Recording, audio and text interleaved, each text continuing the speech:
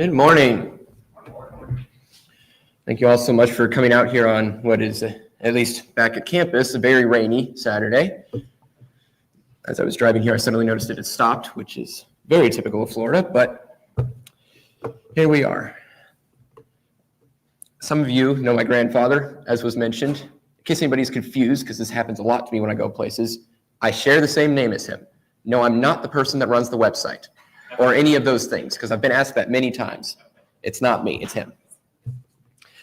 But that said, one of the things that he and other preachers I've seen that have taught me is a love for the Old Testament, a love for taking the Old Testament and applying it to the New Testament in such a way that radically changes our understanding of the New Testament. You can't possibly understand the New Testament unless you also understand the Old, and perhaps nowhere is that more true than Hebrews 11, of course. So, with that in mind, this morning as we look at Enoch and Noah, we're going to start not in Hebrews, but in Genesis, and we'll get to Hebrews. So, my Bible is open to Genesis chapter 5.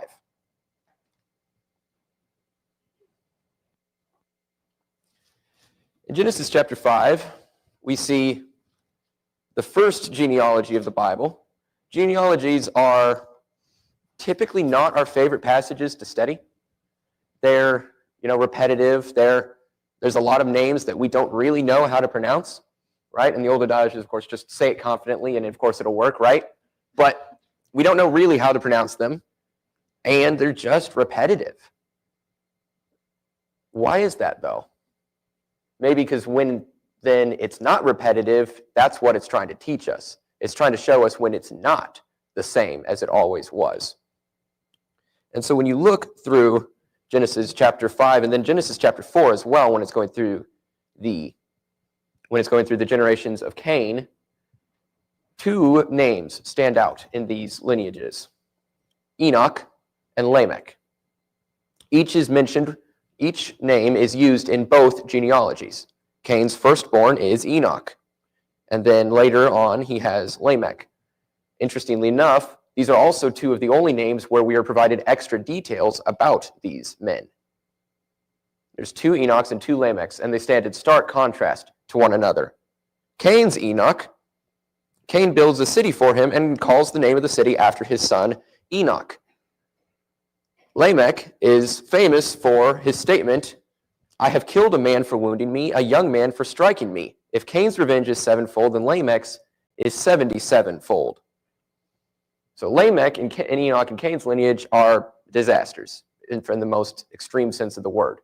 And yet, in Seth's lineage, we see Enoch and Lamech upheld as examples of what ought to be happening.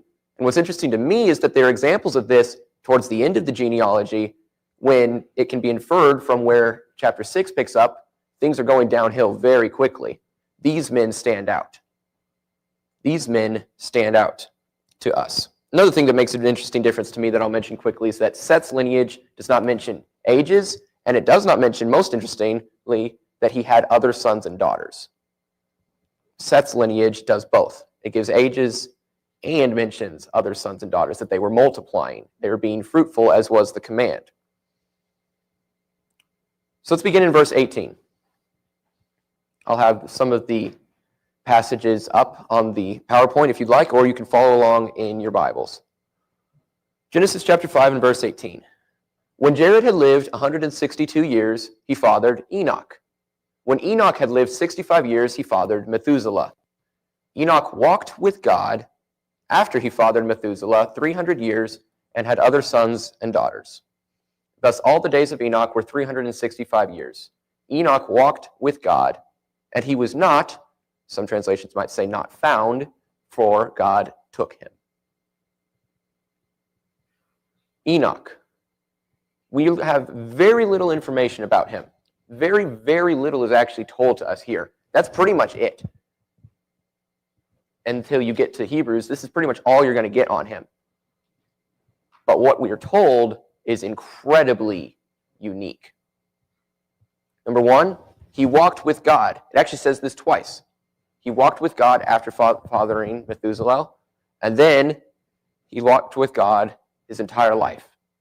The Septuagint translates this pleased God. He was pleasing to God, which the Hebrew writer will use that translation of. He walked with God.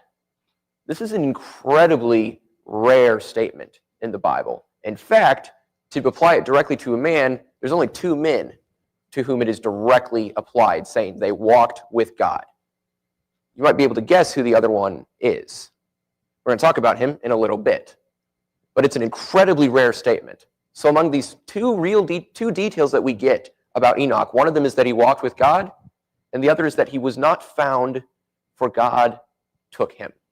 Whatever exactly that means, I don't quite know exactly, except that we know that he didn't die. He did not see death because God took him. And that's only true, not dying is only true of 2 people.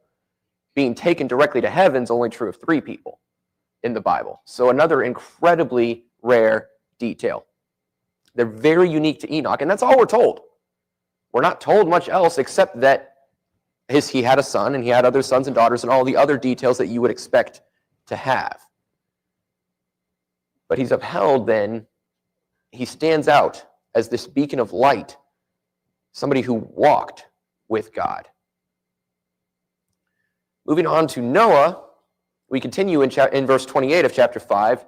When Lamech had lived 182 years, this is the son of Methuselah, by the way. When Lamech had lived 182 years, he fathered a son and called his name Noah, saying, out of the ground that the Lord has cursed, this one shall bring us relief from our work and from the toil of our hands.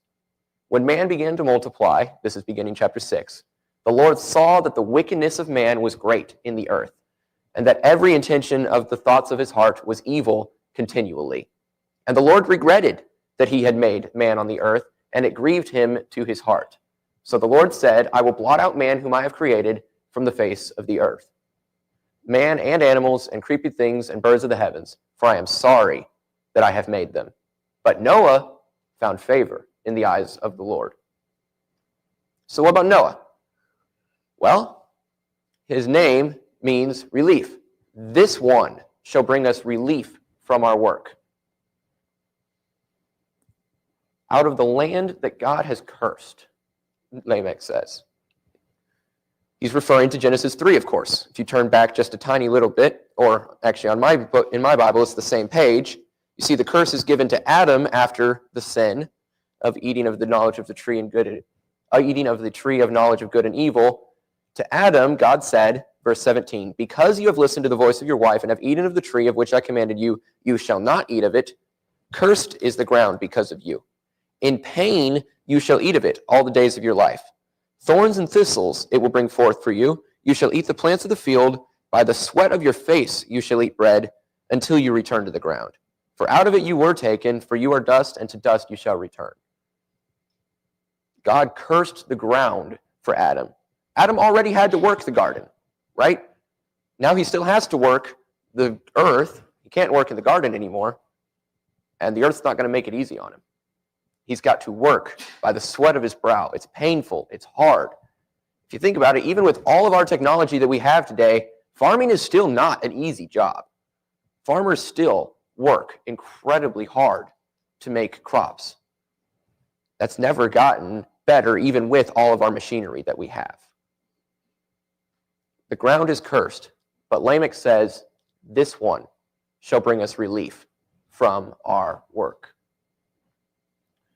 Noah found favor in the eyes of the Lord. Noah pleased God. Why? Genesis chapter 6 goes on to say that he walked with God. In chapter 6 and verse 9, or beginning of verse 5, the Lord saw that the wickedness of man was great in the earth, right? Well, verse 9, Noah was a righteous man, blameless in his generation, which was entirely blameful. There was no good in his generation, and yet Noah was blameless. Noah walked with God, and he had 3 sons. Noah walked with God. Like I said with Enoch, an incredibly rare statement. I did multiple word searches trying to find this sort of thing. Walked with God only applies to these 2 men. walking with God doesn't really ever apply to anybody else either. People are commanded to walk with God. People are commanded to be walking with God, but it's never directly stated that they did. Now, it maybe is implied, but still, for it to say that. Now, think what that would have meant to the Israelites. Think what Noah in particular would mean to the Israelites. He's not just a part of their genealogy. This one shall bring us relief from our work. Well, the Israelites knew what that meant. They knew what work meant from the painful toil of their hands, right? They were slaves in Egypt. But they also were told that they had found favor with the Lord, right? I'm going to make you my special people, God says. But there was always something that had to come with that, right? There are all of the warnings to walk with God, to walk in my commandments. And we're going to look at some of those later on today. But he says it over and over again in Deuteronomy. Walk in my ways. Walk in my commandments. Why? Because you're my special people. And that's what my special people do. This is what is pleasing to me. So what do we learn? We learn from these chapters. This is 5 through chapter 9, which is the end of the book of Noah, or end of the story of Noah, which we don't have time to look at in full today because it's a fascinating story, but it's a long one as well. But we know it well, right? Noah builds an ark. He's warned. He says, look, God says, look, build an ark. And so he does. And in that, then the flood comes, and everybody, every human except for Noah and his family, die. And Noah is saved through water.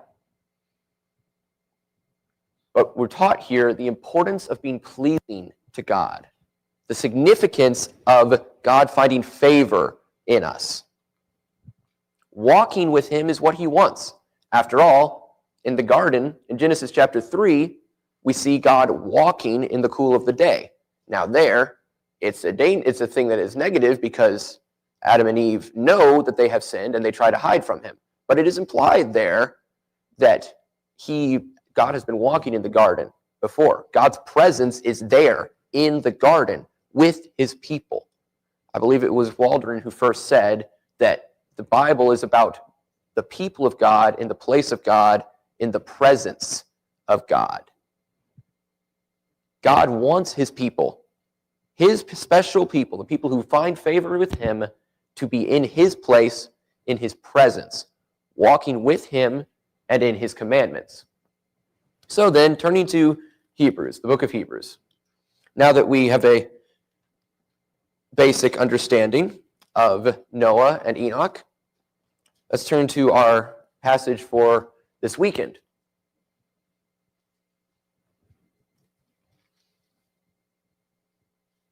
Of course, chapter 12, verses 1 and 2 says, therefore, since we are surrounded by so great a cloud of witnesses, let us also lay aside every weight and sin which clings so closely, and let us run with endurance the race set before us.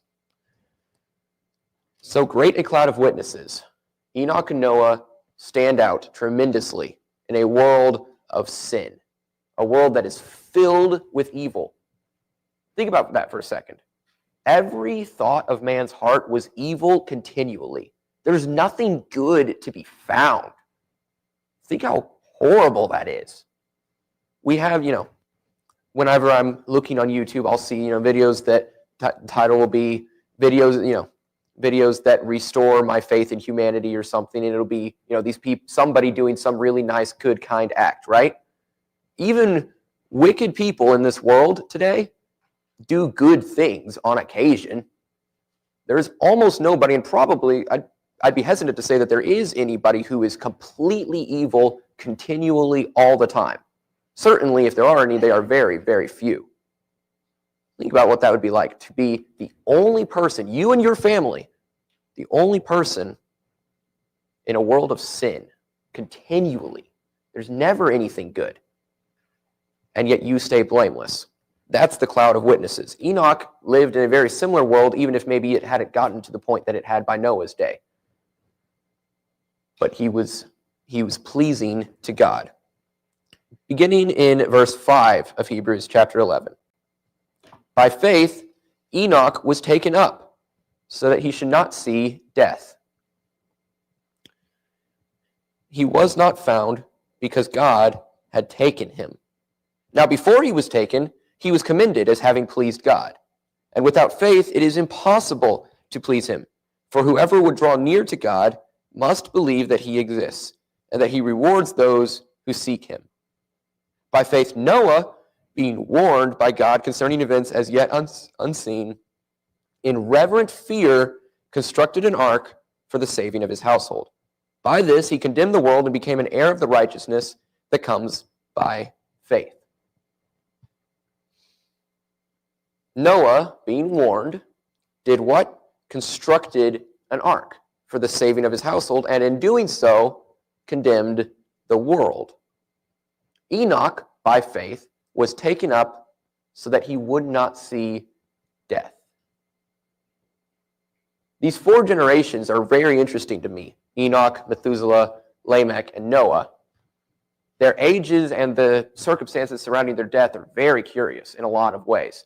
Enoch doesn't die. Methuselah, if you add up his years, 969 years, if you combine that with what we're told with Lamech and Noah, that's the year of the flood. Whatever that exactly means, I don't know. It could mean that he died in the flood.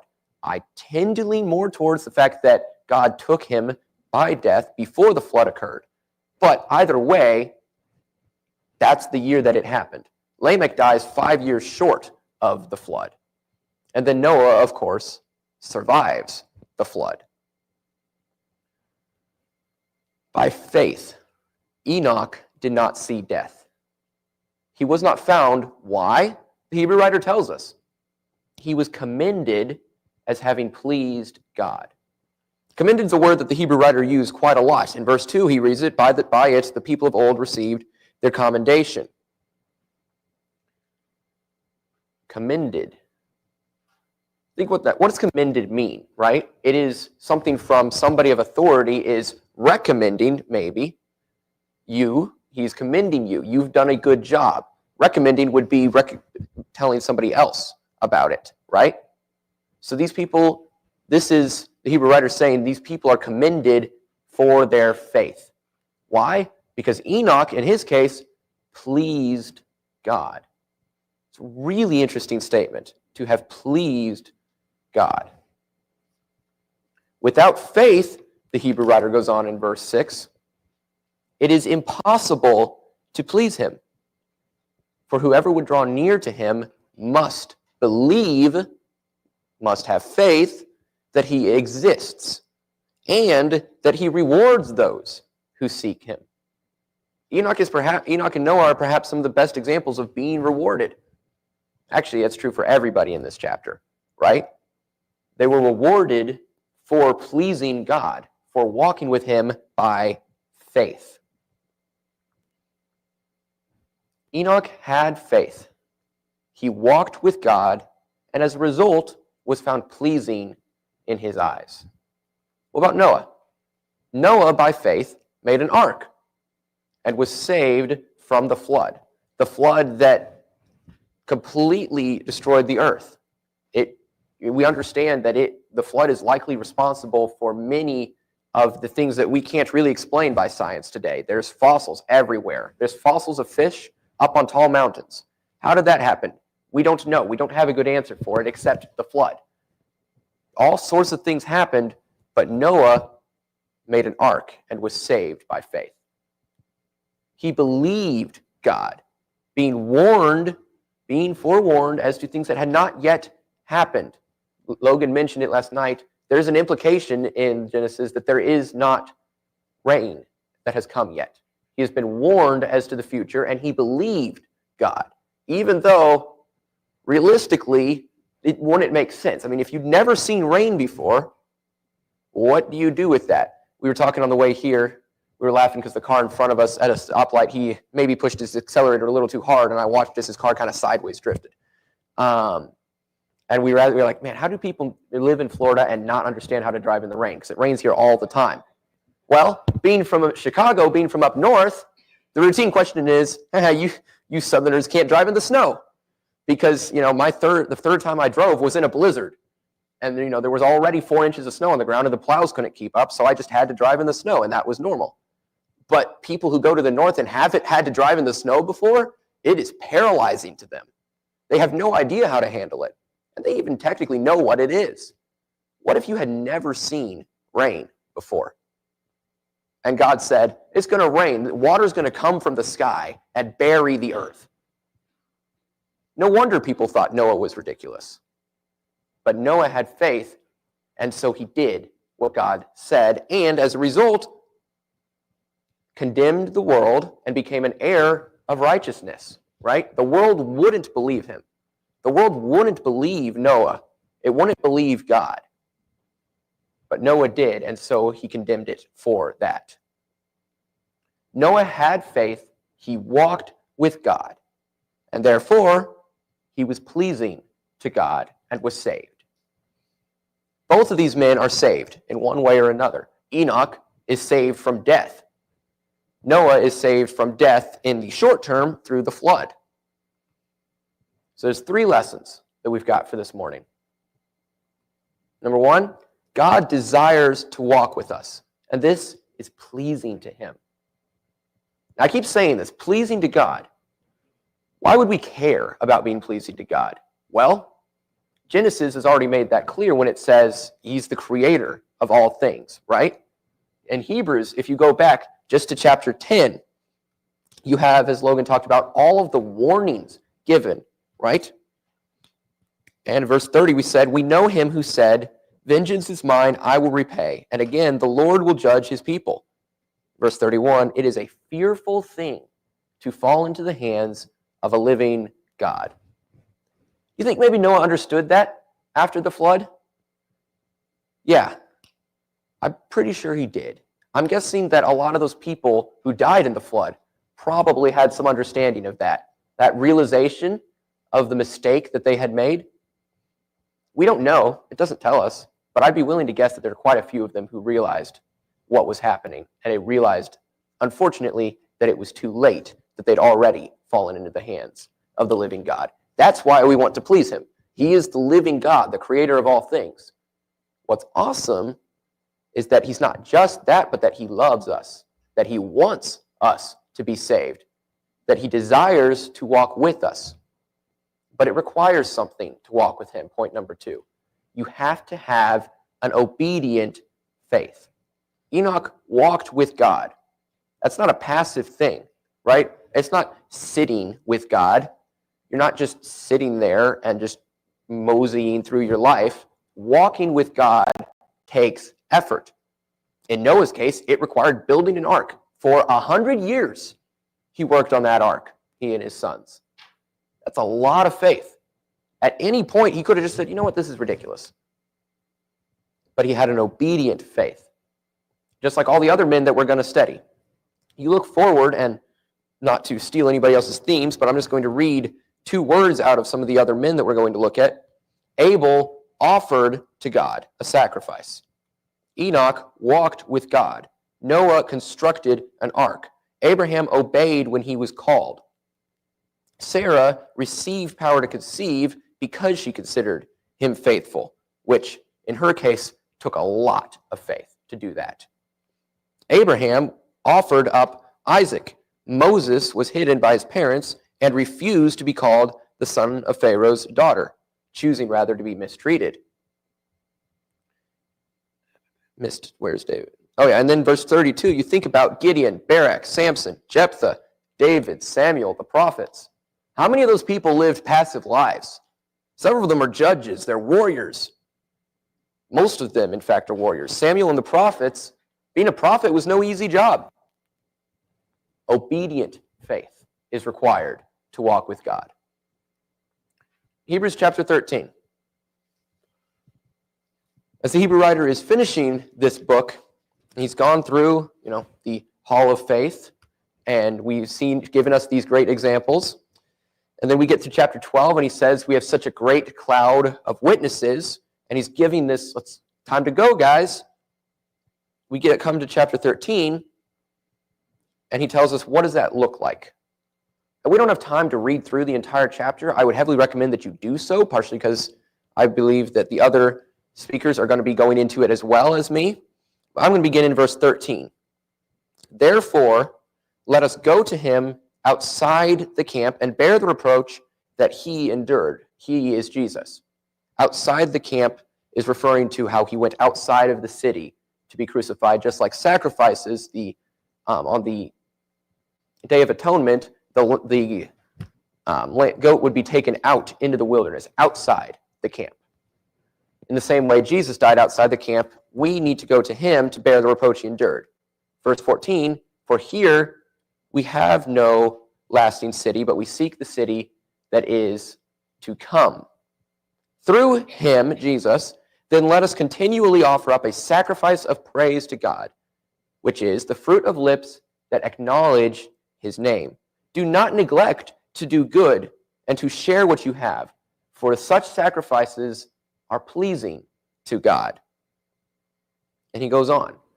Such sacrifices are pleasing to God. What? Doing good. Yeah, that's a really broad statement. In some ways that's helpful. In some ways it's kind of hard to work with. Well, what does doing good look like? Well, walking with him, walking in his commandments is what that looks like. We're going to go through, bouncing through several verses very quickly. I'd encourage you to have your Bibles open if you want to. If not, I'll be reading them and you can just listen. I'll be beginning in Deuteronomy chapter 11. First three are from Deuteronomy. We're going to look at just a few of the passages that mention walking in his way, walking in his commandments. So in Deuteronomy chapter 11, Moses is, of course, speaking to the people. He's telling the people, he's giving them back the law, giving this new generation the law. They're preparing to go into the land. He's giving, in many ways, what is his last words of encouragement to these people. And in verse 22 of chapter 11, he says, if you will be careful to do all this commandment that I command you to do, loving the Lord your God, walking in all his ways, and holding fast to him, then the Lord will drive out the nations before you, and you will dispossess nations greater and mightier than you. Chapter 19, verse 9. Provided you are careful to keep all this commandment, which I command you today, by loving the Lord your God and by walking ever in his ways, then you shall add 3 other cities to these 3. These 3 being the cities of refuge. You're going to add 3 more on the other side of the Jordan once you have taken possession of the land. The cities of refuge. You needed to have the cities of refuge, right? That was a critical part of God's law. Chapter 30 and verse 16.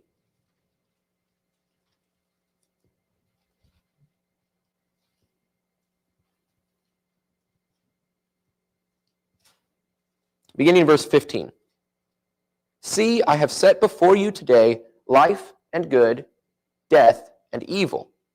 If you obey the commandments of the Lord your God that I command you today, by loving the Lord your God, interesting, that phrase keeps coming up, by walking in his ways, by keeping his commandments and his statutes and his rules, then you shall live and multiply, and the Lord your God will bless you in the land that you are entering to take possession of it. But if your heart turns away and you will not hear, and you are drawn away to worship other gods and serve them, I declare to you today you shall surely perish. You shall not live long in the land that you are going over the Jordan to enter and possess. Again, all of these come with you're about to go enter and possess the land. Do it correctly, and you'll be blessed. Walk in his ways. Walk in his commandments. He mentions it again, although we won't turn there in 1 Kings chapter 2 and verse 3, 1 Kings 8, verse 61. In Daniel 9 and verse 10, in his prayer, he says, we have not walked in your ways. We have not walked in your commandments. So please forgive us so that we can do it again. We can give us another shot. And that is when God takes them back. Micah chapter 6, however, we will turn there.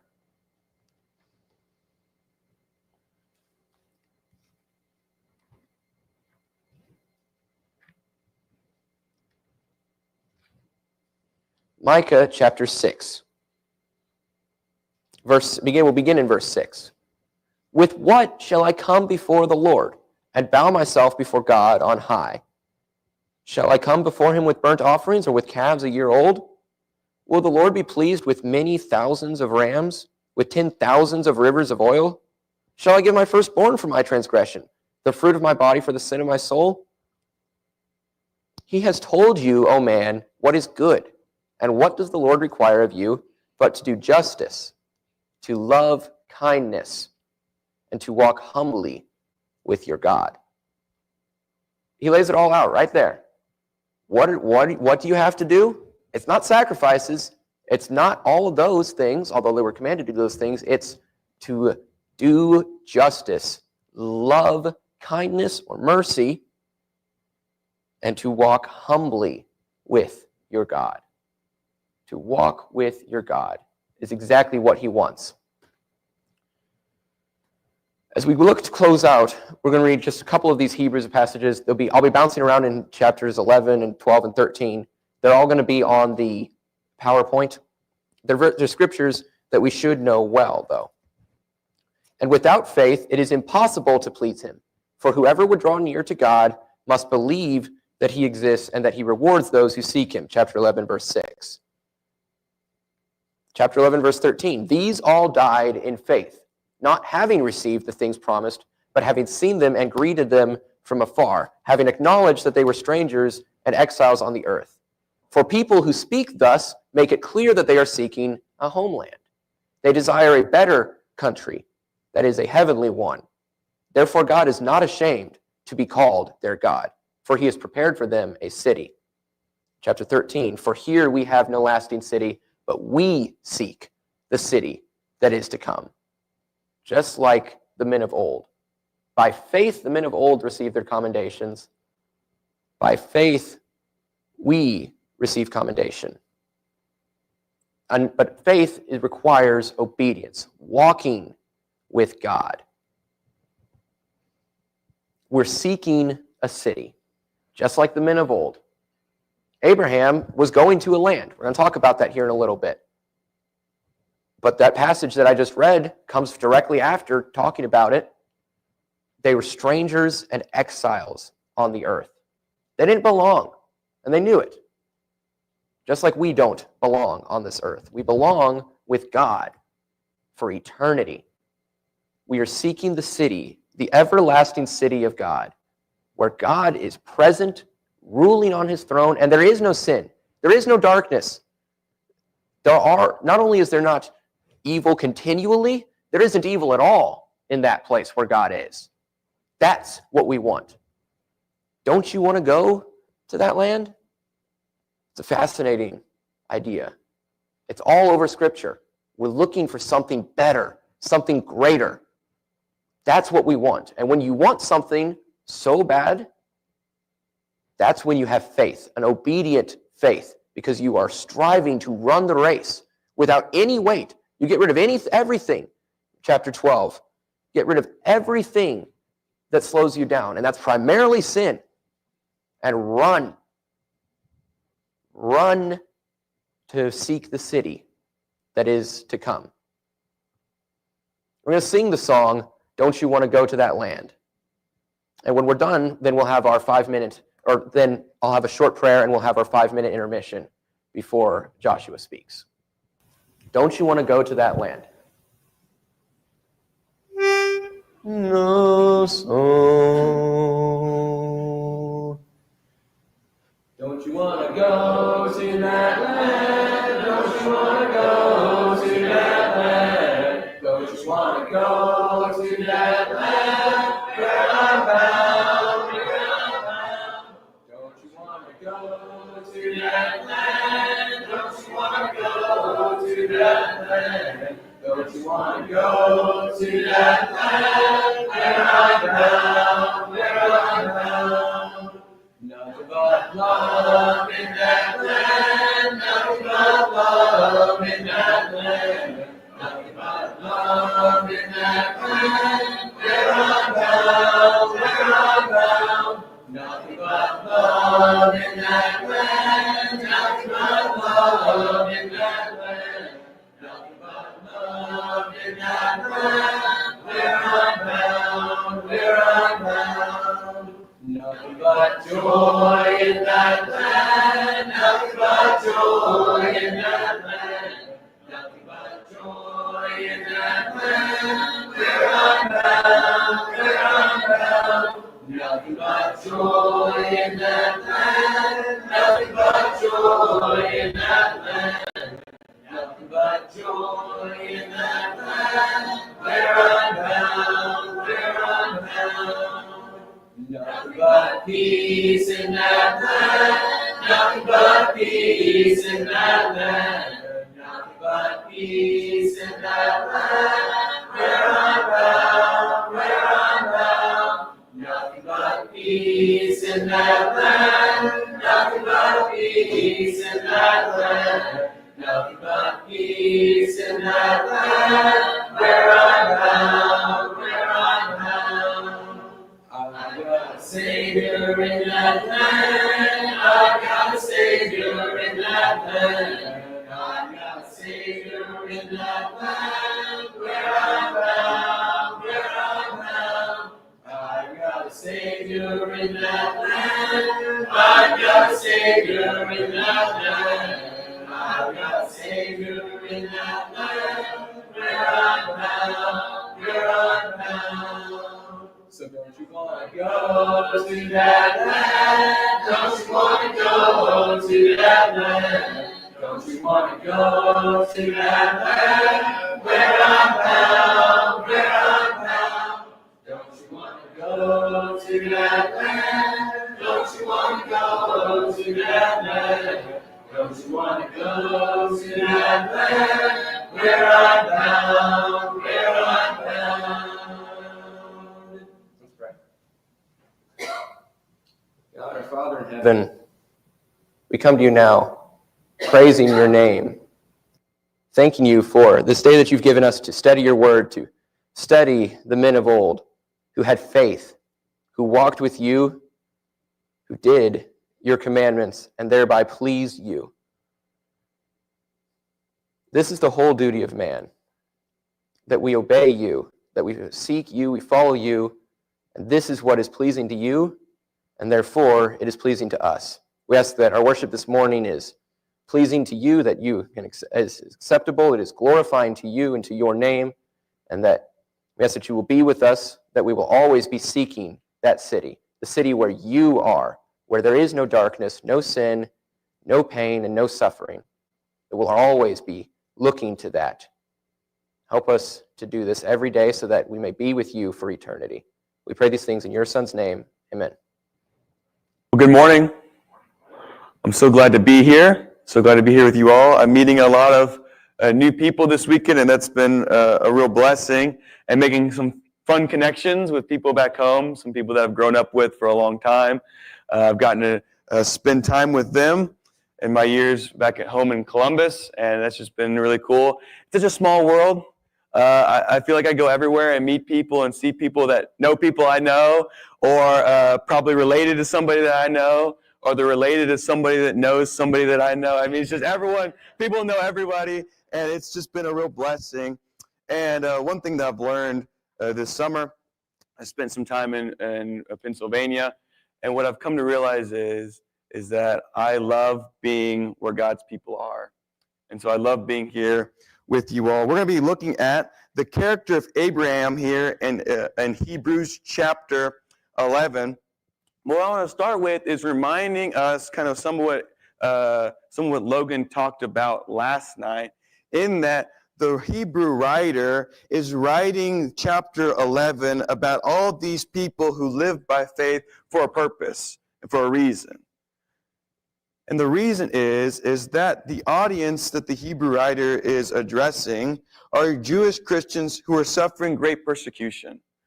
They're suffering for believing and following Jesus. They are said in chapter 10, verses 32 through 39. Verse 33, they're being made a public spectacle. And yet they showed sympathy to prisoners and accepted joyfully the stealing of their things. How could they do that? Verse 34, they knew that they had a better possession, a lasting one.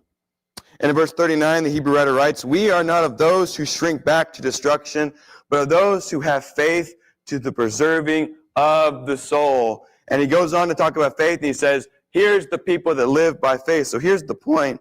of chapter 11, these are the people that we need to continue to live like. Here are people in the Old Testament that lived by faith, and so do we. And so as we're reading the details about these characters in Hebrews 11, it's not like the Hebrew writer's like going through Genesis in the Old Testament. He's like, oh yeah, okay, so like let me just write down some of these like random details about these characters. Like, let me give you a brief overview about all these people.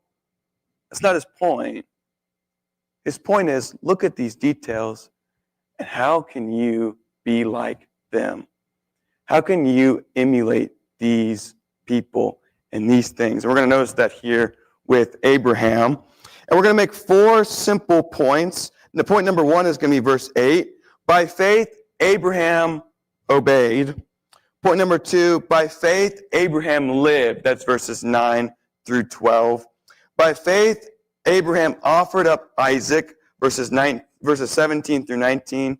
And our 4th point is we're going to come back to verses 13 through 16 and talk about some application. So we're going to do a little bit jumping around. We're going to look at the first several verses 8 through 12, and then we're going to jump to look at verses 17 through 19 and conclude with looking at that middle section, verses 13 through 16.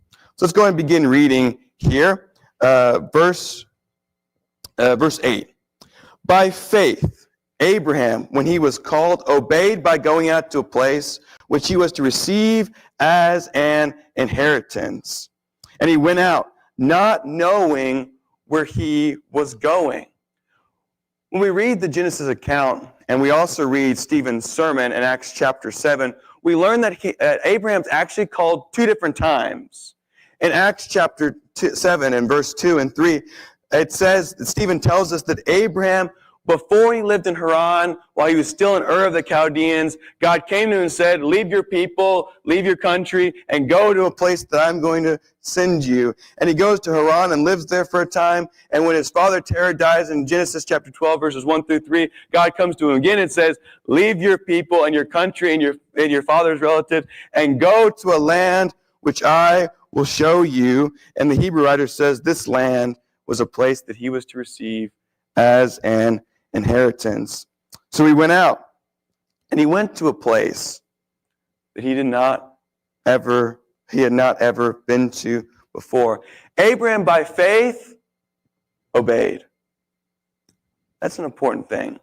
By faith, he obeyed. David was talking about that earlier today. That these people had an obedient kind of faith, a faith that caused them to act. And so he went to a place that he had never been to before. When we think about the Abraham story, a lot of times we start thinking about Moses and the Exodus and David and Solomon.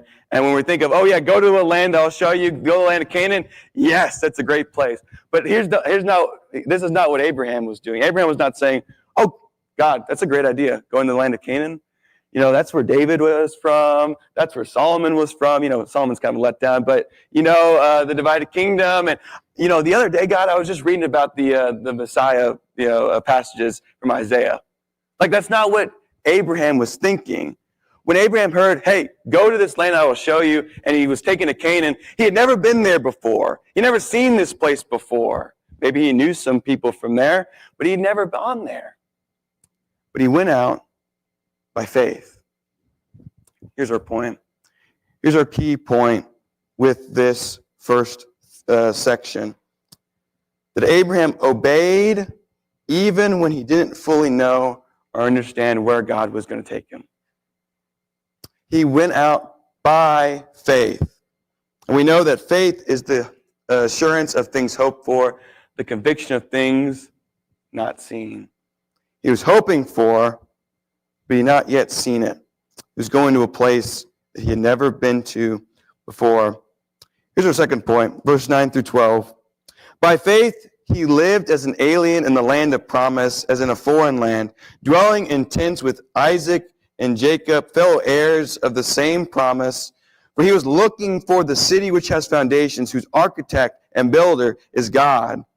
By faith, even Sarah, when she had received ability to conceive, even beyond the proper time of life, since she considered him faithful who had promised, therefore there was born even of one man, and him as good as dead at that, as many descendants as the stars of heaven in number, and innumerable as the sand which is by the seashore. By faith, Abraham lived.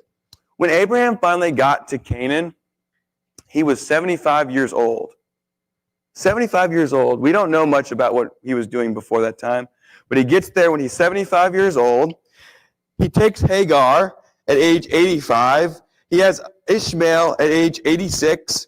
God changed his name from Abram to Abraham when he was 99. He was 100 when Isaac was born.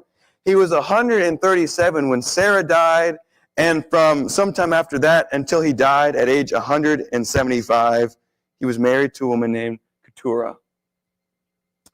From age 75 to 175, those 100 years, the rest of his life, he lived in this land as an alien. Here's an important point. God didn't call Abraham to move just for some summer vacation. Just move there for a time, enjoy some of the land of Canaan. And then after a few years, you'll be good. Go back home. Enjoy being in a place that you feel comfortable. No. What did Abraham do? For 100 years, the majority of his life, he lived in a place that was not his home. So here's our point. Faith is a commitment you make for life. The rest of his life, he lived in this land as an alien.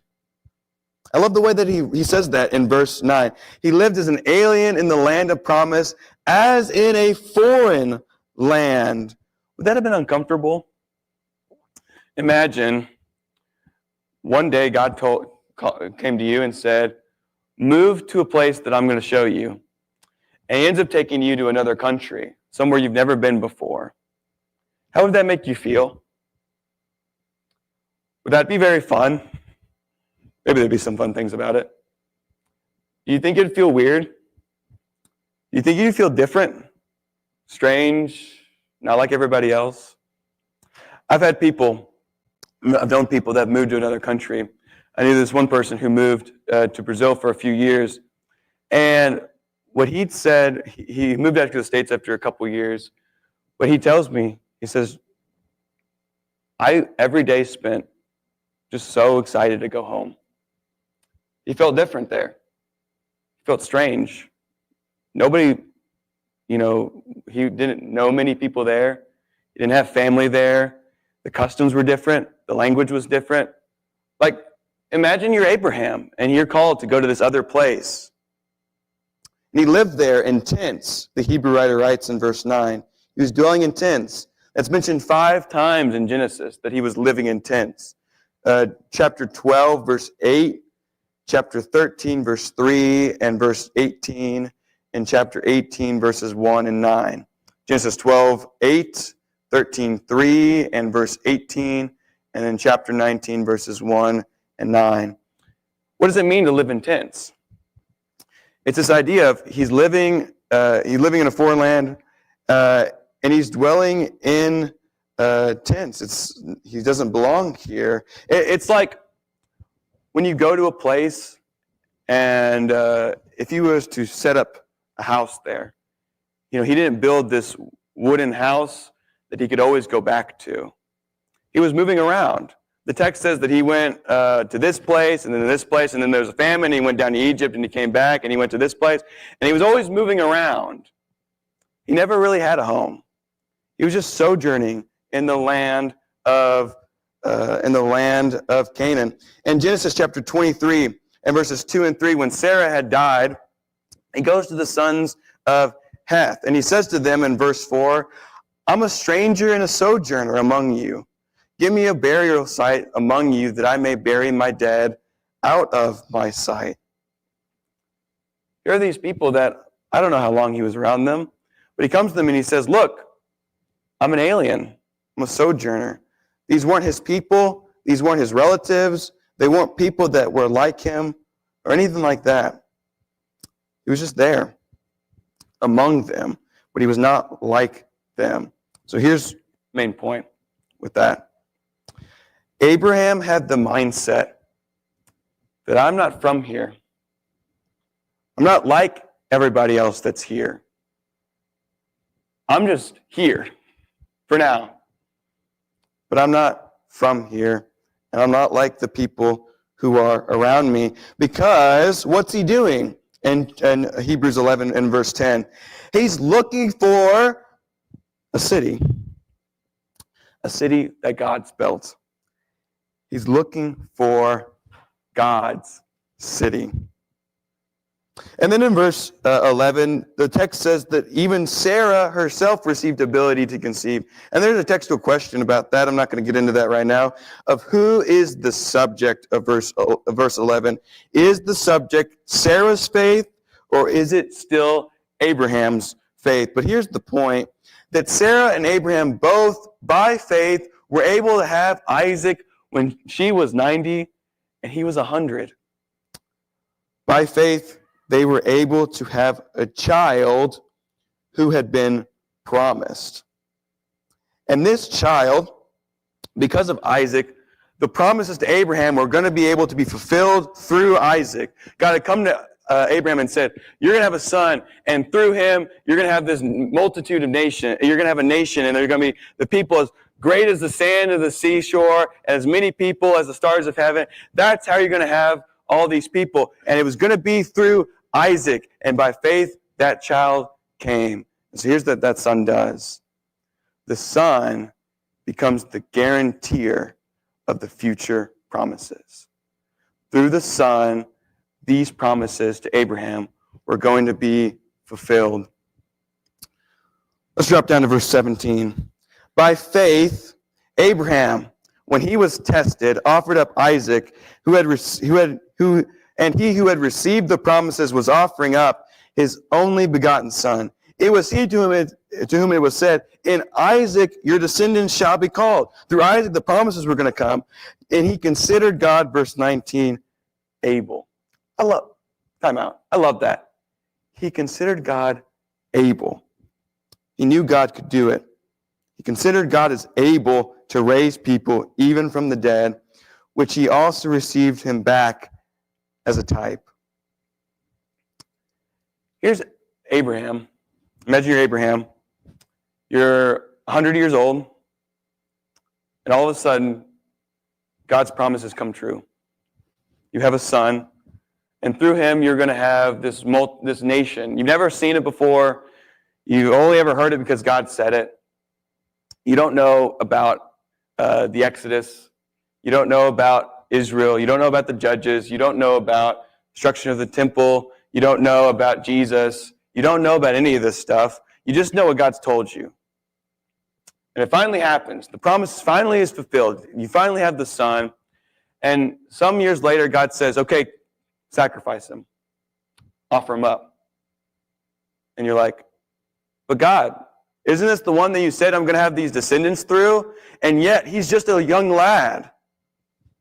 What are you going to do? How are you going to be faithful in a time like this? God, how are you going to do what you promised? How is that going to be fulfilled?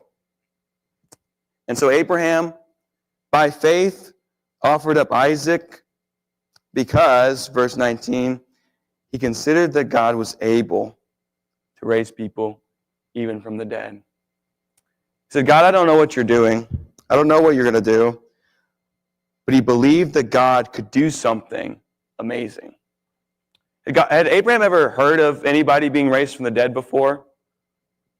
There's nobody in Genesis that's recorded being raised from the dead before.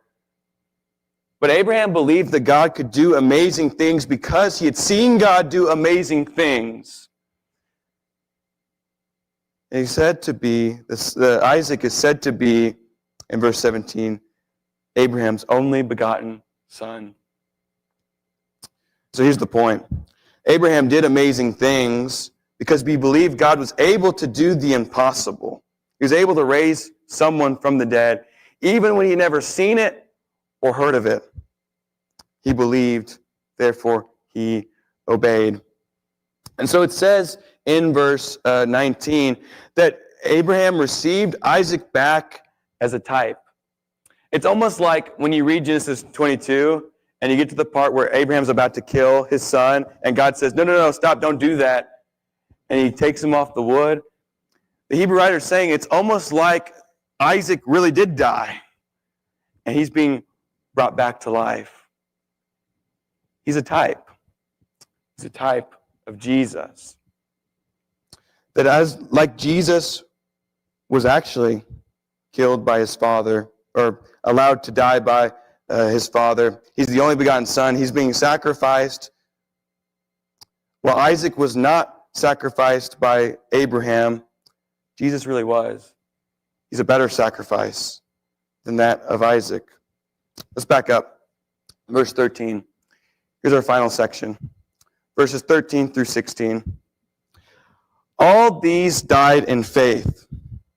Abel, Enoch, Noah, Abraham, maybe even Sarah as well, you can include there. All these died in faith without receiving the promises. But having seen them and having welcomed them from a distance, and having confessed that they were strangers and exiles on the earth, for those who say such things make it clear that they are seeking a country of their own. And indeed, if they had been thinking of that country from which they went out, they would have had opportunity to return. But as it is, they desire a better country, that is, a heavenly one. Therefore, God is not ashamed to be called their God, for he has prepared for them a city. This section was the part that when I was studying for this lesson, like I kind of got the first several verses 8 through 12, and I kind of understood some of what he was saying in verses 13 through 16, and verses 17 through 19 kind of picks back up the narrative about Abraham that I'm familiar with. But this section here, verses 13 through 16, was kind of confusing to me. What is the Hebrew writer really trying to say? And what's he really trying to get at? And why does he talk about these strangers and exiles and then start talking about seeking another country? And maybe this is a really simple point, but it finally clicked. I was sitting in my room at home studying this, and it finally clicked, and I was like, there it is. There's the connection. Look at the end of verse 13. That these people, having confessed that they were strangers and exiles on the earth, are the same people in verse 14 who say such things. So those who confess that they're strangers and exiles on the earth, for those who say such things were strangers and exiles, they are the ones who make it clear that they are seeking a country of their own. If they had been thinking of that country from which they went out, they would have an opportunity to return. But actually, what they're doing is they're desiring a better country, a heavenly one. And when I finally saw that, it was so simple, but so like I just needed to see that. And when I saw that, it finally all started to click. That these people, by the way that they lived, and what they were doing was that they were saying, we don't belong here. We're not from here. And the Hebrew writer says, look, they would have had opportunity to return to the country which they came from. Think about Abraham, coming from coming from Haran. He went all the way to the land of Canaan. And I find this really striking, what he says in Genesis. When Abraham is sending his servant back to Haran to get a wife for Isaac, this is what he tells him. He says, go back to my family and to my people and get a wife for my son. And the servant says, well, what if she doesn't want to go back with me? Should I take Isaac there to Haran, where your family is, to get a wife? And this is what he says in verse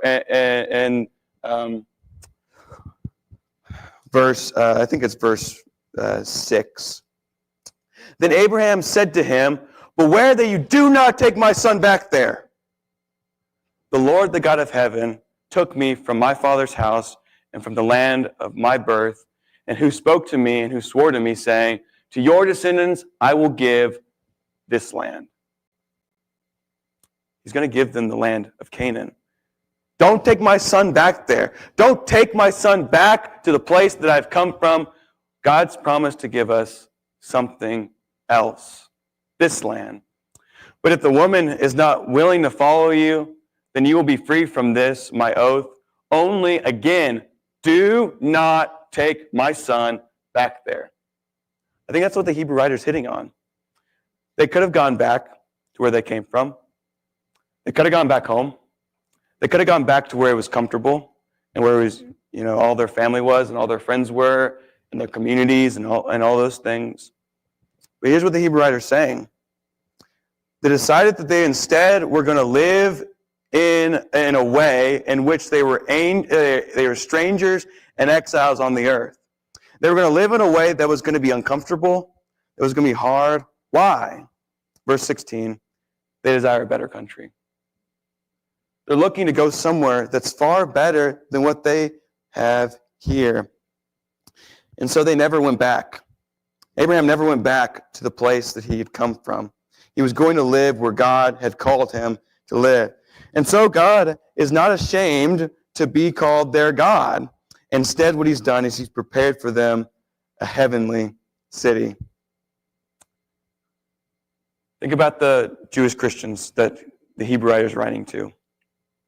These aren't just random bullet points the Hebrew writer is writing about these people. They all make sense. They all have a purpose. The people of faith live a certain way. And if you want to continue to live in a way that's pleasing to God, you need to live like the people who live by faith. And so by faith, Abraham lived this way. And if we want to live like Abraham lived, we need to follow his example. That the people of faith live by obeying and doing what God has called them to do. Even when they don't fully understand, they don't fully get it, they don't fully understand what he wants from them, but they're going to do what he's called them to do anyway. They realize that faith is a commitment for life, something that they're going to do the rest of their life. They're going to live in a certain way until they die. That people of faith, they live as aliens on the earth as in a foreign land. That's Peter's point in 1 Peter. In chapter 1, verse 1, and in verse 17, and chapter 2, verse 11. He says this, aliens. Christians are aliens. I love this in verse 17. Your stay here on earth. It's very ominous. It's very alien-like. It's like, while you're here on this earth for now. And then he says in chapter 2, verse 11, you're strangers and aliens. The people of faith live in this world as strangers and aliens. We're not from here, and we're not like the people from here. I think that's a really important point. I wish that I could get that through my head. Because I love being comfortable. And it's almost weird when I'm different, and I know I'm different than other people. And when other people are acting, in a way that they shouldn't, and I'm trying to not act like that, I feel awkward. I feel weird.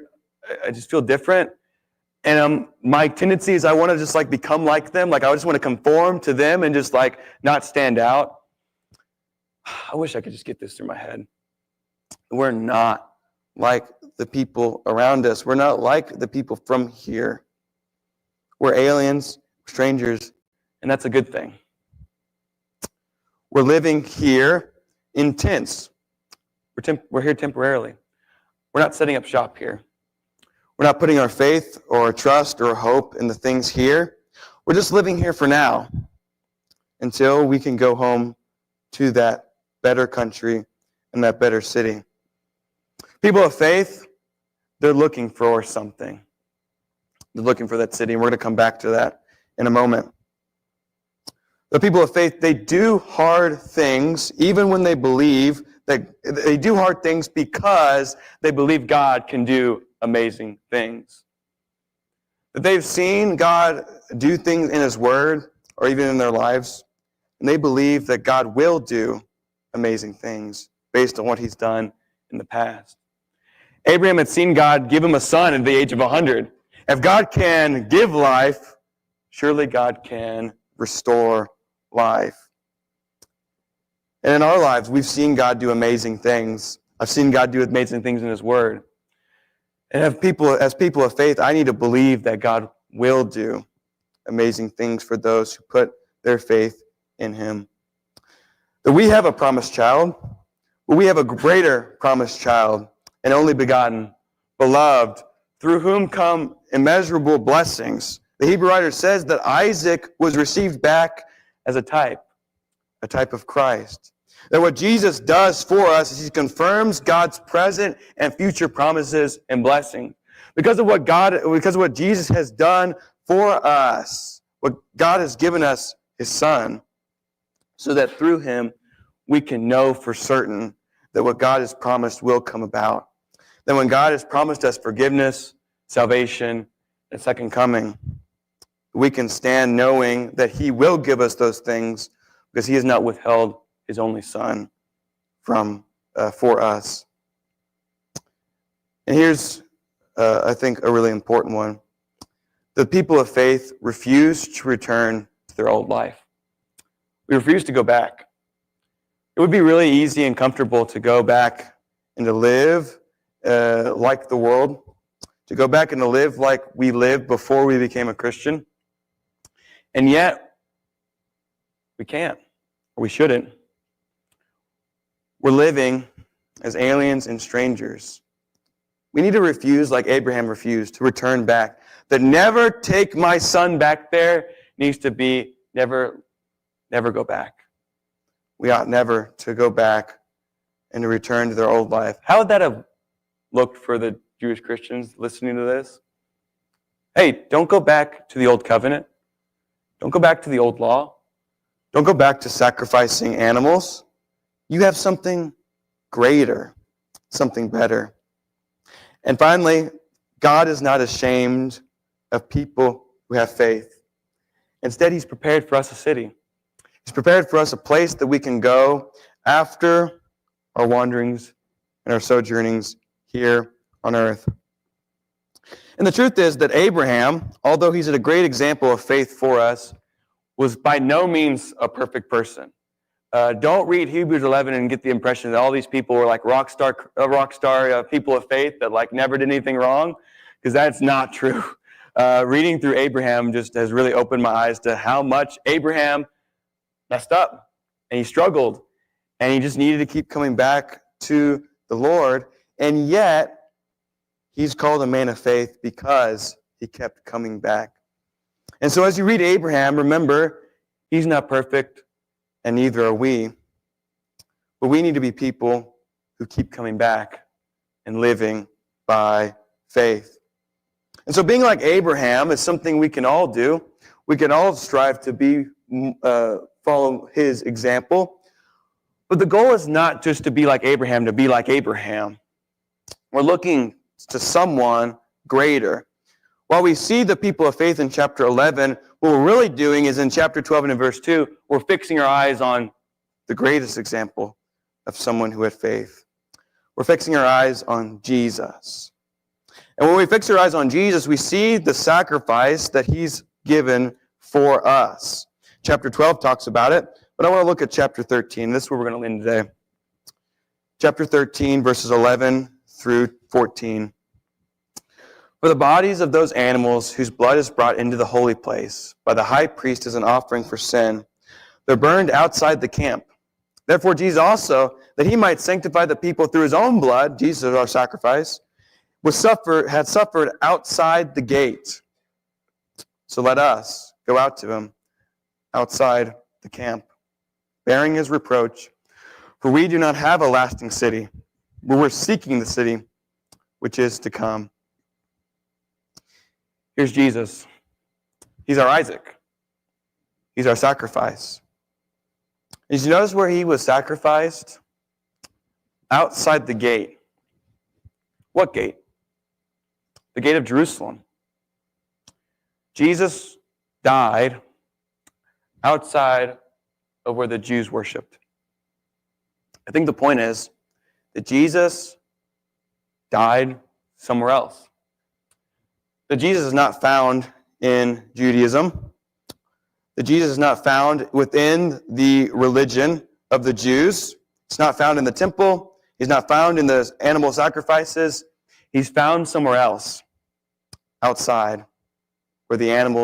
had been sacrificed. And so let us go outside of the camp to him. Let's leave. Let's go out to him. And I love this. Bearing his reproach. What does that mean to bear his reproach? Well, when I think about the idea of bearing, I think of this idea of like wearing. It's like I'm putting it on. And what I'm doing is I'm putting on his reproach. I'm putting on his suffering. And the things that people said about him. I think this is the image. The bearing his reproach means that as we leave the city, people are going to make fun of us. They're going to mock us. They're going to ridicule us. But we're going to bear the same reproach that he bore. They're going to treat us the same way that they treated him. But we're going to put it on our back. We're going to accept that it's going to happen. We're going to leave the city. What's our city today? For the Jewish Christians, it was going to be leaving the Jewish religion. We're not part of that anymore. We're part of something greater. But for us today, the city where we're living, the people that are persecuting and hurting us, it's this world. We're going to leave this world. We're going to be, and live this world is in the sense of we're not going to live like them anymore. We're going to live in the city where they live. We're not going to act the way that they act. And when we do that, they're going to ridicule us. But we're traveling somewhere. We're fixing our eyes on Jesus. And we're traveling to a city which is to come. And notice what he says at the beginning of verse 14. We don't have a lasting city here. When I'm trying to be comfortable here, it's vain, it's pointless. When I'm trying to fit in, I'm trying to live the way that I want to live, I'm trying to set up shop here. I'm trying to store up my treasure here on this earth.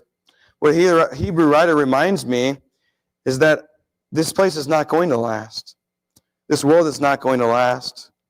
But instead what we need to do is seek the city which is to come.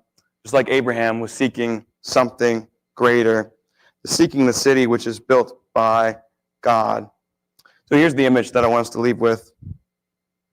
That what the Hebrew writer is getting us to see is that when we think about the world and the way the world treats us as we bear his reproach, this is what we need to think.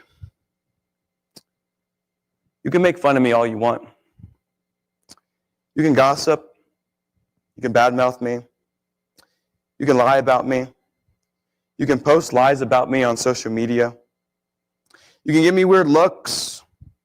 You can fake a smile at me. You can stop being my friend. You can fire me from my job. You can hurt me or point your finger at me. You can try to humiliate me or bully me. You can call me weird names. You can call me names like weird or dumb, small-minded, controlled by religion. You can call me a sheep. But the truth is that you said those same things about my Lord. You ridiculed him too. So it really doesn't matter if you say the same things about me, because what I've done is I've left my old life where I've lived like you. I don't want to live like you. I don't want to live in the city where you're living. I don't want to be like you. I don't want to be comfortable here. I don't want to be like the world, because I want to go somewhere that's lasting, somewhere where I can be like God and not have to bear the sufferings here. I want to go somewhere that's eternal. I want to go to a lasting city, a better country, a better city, a place where God dwells. That's where I want to go. Is that where you want to go? And the way we keep living, the way God wants us to live, even while bearing his reproach, I got to be honest, I don't always want to bear his reproach in the way that I should. But I need to. I need to want to. I need to strive to. That when people ridicule me, I'm going to just keep doing what God wants me to do. I'm living between cities right now. I've left one, I'm headed to another, and right now, I'm just trying to fix my eyes on Jesus because I'm not there yet. I'm not in the city yet that's to come. But I can keep, and we can keep living the way God wants us to, because we don't want to be like the world anymore. We want to live in a better city, in a better country, one that's made by God.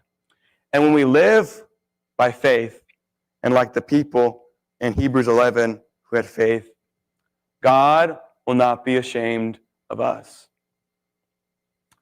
Are we ashamed of Jesus?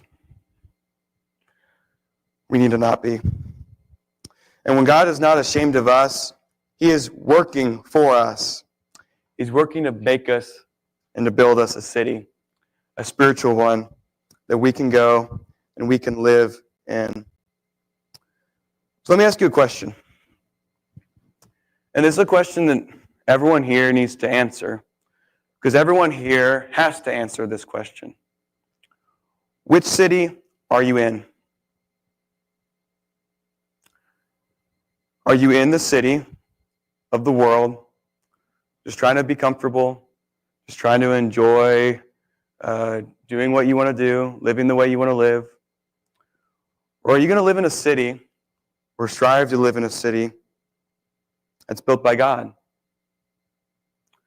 Where do you want to live? Do you want to live in a temporary city, a one that won't last, a one that has joys here but soon will fade? Or do you want to live in a lasting city with God, with His people, where righteousness dwells, 2 Peter chapter 3, a place that is full of God's people, full of aliens who have finally made it home? Which city are you living in? Let me ask you another question. Which city do you want to live in? Maybe you're a Christian. Are you really striving for that city? I love the way Peter writes in 2 Peter chapter 3 that they're looking for and hastening a city. They're looking for and hastening the place where God is going to come from. Is that us? Are we striving to live in this city? Are we seeking for it? Are we living here the way we need to? Or are we living here as aliens, but really we're just trying to be like everybody else? We're trying to make this place our home. And if that's you, it's been me too. Sometimes it's too often it's me. Can we pray with you? Can we help you with that? Maybe you're not a Christian, and maybe you're still living in this city that's not lasting, a city that's going to disappear, and you want to get on the road and go to that city which is to come. We can help you with that. But if we can pray with you, if we can study with you, whatever we can do to help you, please come forward as we stand and we sing our final song.